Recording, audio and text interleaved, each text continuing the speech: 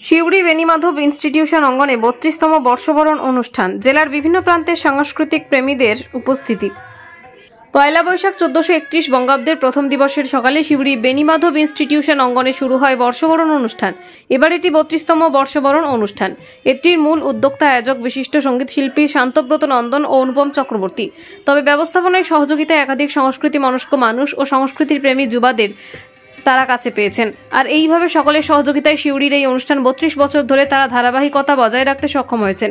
সকাল থেকে দুপুর পর্যন্ত বেশ কয়েকটা ঘন্টা স্কুলের সামনের অংশে বটগাছের ছায়ায় ঘেরা মনোরম পরিবেশে চলে বর্ষবরণ উপলক্ষে নানান সাংস্কৃতিক অনুষ্ঠান।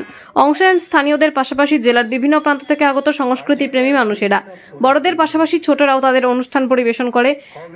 গান, আবৃত্তি, কবিতা পাঠ, বক্তব্য, নৃত্য সহ নানান সাংস্কৃতিক কোলাজে মুখরিত হয়ে ওঠে অনুষ্ঠান চত্বর। আয়োজকদের তরফে অনুপম চক্রবর্তী বলেন, প্রতি বছর এই দিনটিতে সকলে নিজেদের অনুষ্ঠান মনে করে হাজির হন, বিভিন্ন অনুষ্ঠানে অংশ নেন, গল্প করেন, আড্ডায় মেতে ওঠেন।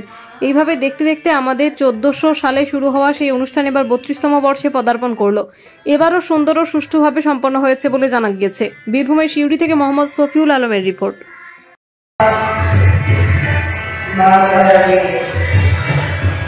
প্রতি বছর বর্ষবরণের যে অনুষ্ঠান শিউড়িতে হয়ে থাকে সে বিষয়ে আমরা জানতে চাইছি মিডিয়ার পক্ষ থেকে যে এটা কততম বর্ষ এবং কি কি অনুষ্ঠান এবছর রয়েছে, একটু যদি বলেন। নমস্কার, আদাব, প্রণাম। আমি অনুপম চক্রবর্তী, শ্রী শান্তব্রত নন্দনের উদ্যোগে ১৪০০ বঙ্গাব্দ থেকে একাধিক ক্রমে আজ পর্যন্ত এই অনুষ্ঠানটি হয়ে চলেছে এবং এটা আজকে ৩২তম অধিবেশন। এই অনুষ্ঠানটির একটি অভিনবত্ব হচ্ছে নাটক, গান, আবৃত্তি, নাচ, এসব সব জায়গাতেই হয়।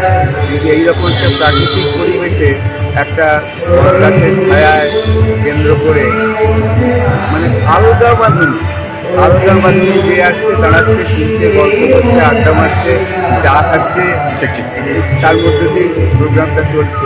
আসলে এটা একটা মিলন মেলা। সেই মিলন মেলার আনন্দে মানে শিউড়ির লোকজন প্রত্যেক বছর পয়লা বৈশাখ সকালে এখানে এসে উপস্থিত হয়ে যান এবং অত্যন্ত আনন্দের সঙ্গে বছরের প্রথম দিন যে প্রভাতটি, সেই প্রভাতটি উপভোগ করে। এই বছর তো ৩২তম বর্ষ, তাই তো? ৩২তম, মানে ৩২ বছর ধরে ধারাবাহিকতা বজায় রয়েছে। আর একটা বিশেষ ব্যাপার আছে, সেটা হচ্ছে মোটামুটিভাবে যারা অংশগ্রহণ করেন, যারা শোনেন, তাদের আর্থিক সাহায্য নিয়েই আমরা কিন্তু অনুষ্ঠানে চালিয়ে যাই।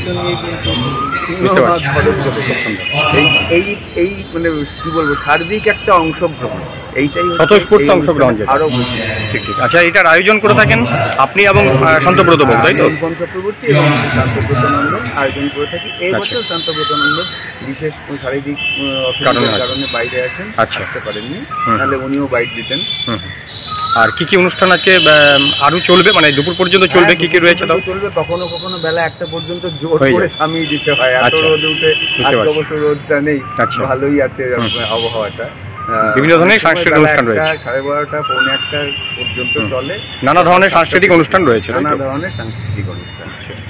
ধন্যবাদ আপনাকে। গান, নাটক, আবৃত্তি ইত্যাদি। মিডিয়ার পক্ষ থেকে অসংখ্য ধন্যবাদ, ভালো থাকবেন।